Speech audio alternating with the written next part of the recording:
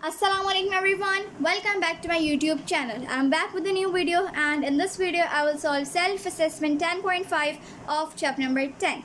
So basically in today's video we will balance the chemical equations. So in the question number 1 it is given that hydroxides such as MgOH2, आपके पास जो जो elements आते जा रहे हैं आप वो लिखते जाएंगे, ठीक है, because you have to make here the reaction by your own, ठीक है। इधर आपके पास कोई रिएक्शन गिवन नहीं है जिसको आपको बैलेंस करना है, बल्कि इधर आपको खुद बनानी है।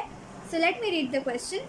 हाइड्रोक्साइड सच एज MgOH2, ठीक है जी, तो मैंने लिख लिया है। ओ ये अंदर नहीं है, बाहर होगा। Called milk of magnesia is used as anti-acid. It neutralizes excess stomach acid, HCl means hydrogen chloride. Write complete and balanced chemical equation for this neutralization reaction. आपके पास सिर्फ ये दो चीज़ें दी गई हैं और बताया जा रहा है कि आपके पास भाई दो चीज़ें हैं। एक आपके पास मिल्क ऑफ मैग्नीशिया है which is used as an anti acid and it neutralizes excess stomach acid which is hydrogen chloride, ठीक है। तो इसका मतलब ये हुआ कि आपके पास ये दोनों आपस में रिएक्ट करते हैं और अब आप लोगों को इसका रिएक्शन भी लिखना है और फिर उनको बैलेंस भी करना है। सो ऑफकोर्स यहाँ तक तो हमारे पास गिवन था। रिएक्शन के बाद क्या हुआ ये हमें खुद लिखना है कि what will happen after the reaction. तो अभी हमने क्वेश्चन के ही अकॉर्डिंग हमने ये रिएक्शन अभी तक बनाया है, लेकिन यू कैन सी कि ये इनकम्प्लीट है और ये बैलेंस्ड भी नहीं है। तो सबसे पहले तो हम इसे कंप्लीट करेंगे। If you have read the topic of salts तो उसमें आप लोगों ने ये ज़रूर पढ़ा होगा कि जो H एटम है, मीन्स जो हाइड्रोजन एटम है, it is an replaceable atom, ठीक है। तो ये किसी भी कोई सा भी मेटल एटम आके इसे इधर उधर कर सकता है। तो यहाँ पे मैग्नीशियम क्या करता है, ये हाइड्रोजन को रिप्लेस कर लेता है और वो क्लोराइड के साथ मिल जाता है, ठीक है जी। यहाँ पे आपके पास आ जाएगा फिर मैग्नीशियम क्लोराइड, सही है जी। तो ये आपके पास इस तरह होगा। दूसरी बात, अब आपके पास जो यहाँ पे H था वो यहाँ पे आ जाएगा। So what you will form is plus H, अच्छा 2 पहले आ जाएगा एंड देन H2O, ठीक है, क्योंकि आपके पास ये दो तो इसके साथ है, बाकी बचा ये। अब इसको बैलेंस करने के लिए हम यहाँ पे 2 ऐड करेंगे। Why we will add 2 here, because आपके पास यहाँ पे जो H है जब वो वहाँ जाएगा तो आपके पास ये 2HO तो होगा ही होगा, लेकिन हमने इसको इसलिए बैलेंस किया है बिकॉज आपके पास यहाँ पे 2 थे। सो ऑफकोर्स ये रिएक्ट करने के बाद ये हमारे पास 2 ही आने थे।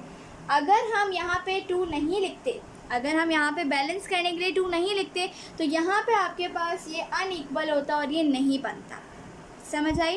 और दूसरी बात, यहाँ पे भी आपके पास मैग्नीशियम क्लोराइड 2 में होगा बिकॉज क्लोरीन यहाँ पे कितने हैं, 2 हैं, ठीक है जी। तो अब हम मूव करते हैं क्वेश्चन नंबर 2 की तरफ। ओके, तो अब आपके पास क्वेश्चन नंबर 2 में गिवन है that hydrochloric acid means HCl and potassium hydroxide KOH react, ठीक है। इसका मतलब ये हुआ कि आपके पास एक है हाइड्रोक्लोरिक एसिड, ठीक है, एक है हाइड्रोक्लोरिक एसिड और एक है पोटेशियम हाइड्रोक्साइड, ठीक है। ये दोनों आपस में क्या करते हैं, रिएक्ट करते हैं। ये मत समझिएगा कि मैंने अपनी मर्ज़ी से भाई यहाँ पे प्लस का साइन डाल दिया है, नो। जब भी हम पढ़ें कि ये रिएक्ट हो रहा है तो हम ऑटोमेटिकली प्लस का साइन बीच में लगा लेंगे और फिर रिएक्शन का साइन भी लगा लेंगे, फॉरवर्ड रिएक्शन का, ठीक है जी। तो अब आपके पास ये भी लिखा हुआ है that it produces potassium chloride, ठीक है। तो आपको ये तो पता ही चल गया कि यहाँ पे जो K है, मीन्स जो पोटेशियम है वो यहाँ हाइड्रोजन को रिप्लेस कर लेता है और वो खुद इधर आ जाता है, ठीक। तो इसका मतलब ये हुआ कि क्या हो जाएगा, पोटेशियम क्लोराइड, ठीक है। अब आपके पास क्या बचा, ये H कहाँ चला जाएगा, उधर चला जाएगा। So you will get what, H2O। तो क्या ये बैलेंस हो गई, यस ये बैलेंस हो गई, इसमें कोई गड़बड़ नहीं है, ठीक है।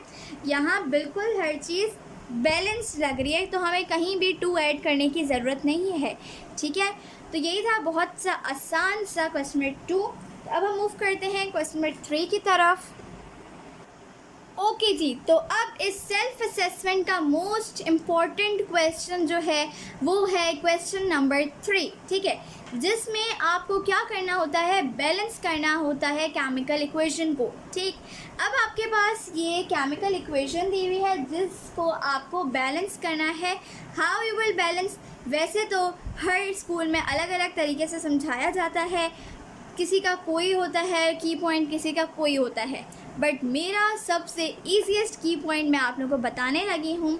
तो सबसे पहली चीज़ आप अपने दिमाग में रखिएगा कि यू विल चेक कि इधर आपके पास हाइड्रोजन एटम्स कितने हैं और यहाँ आपके पास OH एटम्स कितने हैं। ठीक है, यहाँ पे कितने हाइड्रोजन एटम्स हैं, 2 हैं, और यहाँ पे OH एटम्स कितने हैं, 1 है। सो ऑफ कोर्स हमें इसको भी 2 बनाने के लिए हम क्या करेंगे, we will multiply 2 with NaOH। ठीक है, हम क्या करेंगे, we will multiply 2 with NaOH। ठीक है जी, मैं बार बार इक्वेशन नहीं लिख रही, मैं इसी इक्वेशन में अब ऐड कर लूँ, या मैं चलो वापस देख लेती हूँ। तो हमने यहाँ पे क्या किया, हमने इधर देखा कि हमारे पास हाइड्रोजन एटम कितने हैं और हमने इधर देखा कि हमारे पास OH एटम कितने हैं। तो ये दोनों इक्वल होने चाहिए, ये नहीं कि यहाँ पे 1 है तो यहाँ पे 2 है, ये नहीं कि यहाँ पे 2 है तो यहाँ 1 है, हमें दोनों को इक्वल बनाना होता है। That's why what we do, we multiply और we add 2 before the equation. ठीक है, तो यहाँ पे हमने क्या किया, 2 ऐड कर मल्टीप्लाई कर दिया। ठीक है, हमने 2 को इस पूरे से अब मल्टीप्लाई करवा दिया। अब आप देख सकते हैं कि बिल्कुल बैलेंस्ड है, लेकिन एक चीज़ की अभी भी कमी है। लेकिन बैलेंस कैसे है, you can see after the reaction यहाँ पे आपके पास Na2 है।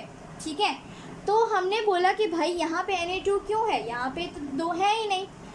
इससे भी पता चलता है कि हमने ये काम बिल्कुल ठीक किया है। दूसरी रही बात, आपके पास यहाँ पे H2O है, सही है। When you will move this, अब जब आपके पास ये 2Na इसके साथ जुड़ जाएगा SO4 से, ठीक है, 2NaSO4 आपस में जुड़ गए, ये एक बन गया इक्वेशन। ठीक है, तो अब आपके पास क्या बचा, OH एंड देन H2, ये बच गए।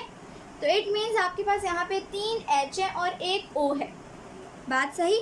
लेकिन आप यहाँ देखेंगे कि ना, यहाँ सॉरी यहाँ 2 H है और ये भी 2 भी तो है, ये 2 OH है, सही है।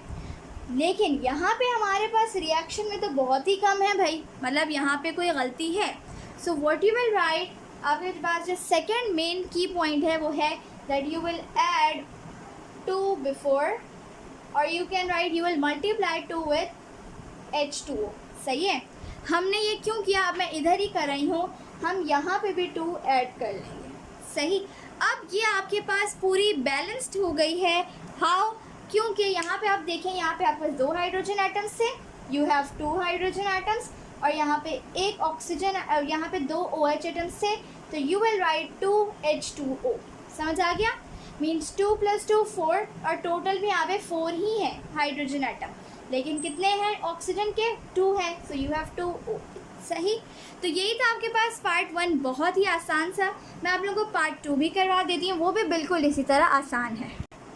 ओके जी, तो पार्ट 2 में आपके पास गिवन है H3PO4 + NaOH, और जब वो रिएक्ट करता है तो यहाँ पे Na3PO4 + H2O है। ठीक है, तो अब इस इक्वेशन को देख के बिल्कुल भी नहीं घबराना, तो सबसे पहले आपको घबराना नहीं है। ओके, तो आप लोगों को बिल्कुल भी नहीं घबराना है इस चीज़ को देख के कि भाई ये तो बहुत ही अलग से हैं, यहाँ पे 3 हाइड्रोजन एटम है। नो, सबसे पहला जो मेन की पॉइंट मैंने आप लोगों को बताया था कि आप लोग देखेंगे कि इधर कितने हाइड्रोजन है, इधर कितने OH एटम्स हैं। ठीक है, so we have 3 hydrogen atoms here, while here we have only 1 OH atom. ठीक है जी, तो अब सब बच्चे ज़ोर ज़ोर से बोल रहे हैं कि भाई टीचर यहाँ पे 2 नहीं बल्कि 3 मल्टीप्लाई करवाएगी। ठीक है, so we will multiply 3 with NaOH।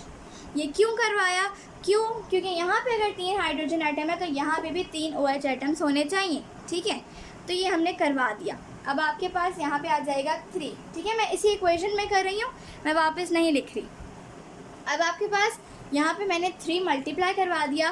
अब आप देख सकते हैं कि रिएक्शन के बाद यहाँ पे भी Na3 था, इस बात पे आपको फुल पक्का हो गया कि हमने ये काम ठीक किया है, क्योंकि यहाँ पे हमने पहले 3 नहीं था और फजूल में यहाँ पे लगा हुआ था, ठीक। इसलिए हमने अब यहाँ पे भी 3 Na लगा दिए, तो Na3 बिल्कुल ठीक है। अब ये 3 Na आपके पास PO4 के साथ जब बनते हैं तो ये तो एक बन जाता है इक्वेशन Na3PO4। बचा के आपके पास यहाँ पे OH और यहाँ पे H3, सही। अब यहाँ पे आप किसको ऐड करवाएंगे? मेरे कुछ स्टूडेंट्स या सारे स्टूडेंट्स में भी बोल रहे हो कि भाई यहाँ पे भाई टीचर 3 ऐड करेंगी, क्यों? वाई? बिकॉज यहाँ पे आपके पास है 3 H एटम्स और यहाँ पे है 3 OH एटम्स, ठीक है। तो 3 तो यहाँ पे लगेगा ही लगेगा, बिकॉज 3 + 3 विच इज़ 3 2 6, ठीक है। तो यहाँ पे आपके 3 + 3 क्या होता है? 6। तो आपके पास 3 2 6 एंड 3 + 3 ये बराबर हो गया, बैलेंस हो गया। और वाइल यहाँ पे 3 OH थे, इसलिए 3 OH के पहले लग ही गया है, ठीक है। तो ये बहुत ही आसान था, इसमें कोई भी चेंज नहीं था, बहुत ईजीएस्ट था ये भी। सिर्फ आपको पता होना चाहिए कि इसके कुछ मेन पॉइंट्स हैं, की पॉइंट्स हैं, वो आप लोग अपने दिमाग में रखने चाहिए, ठीक है। तो यही था सेल्फ असेसमेंट 10.5 में। अब इंशाल्लाह मैं आप लोगों को self assessment 10.6 करवाऊंगी।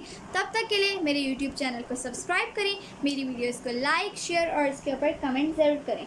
Thank you for watching my video. Allah हाफिज़।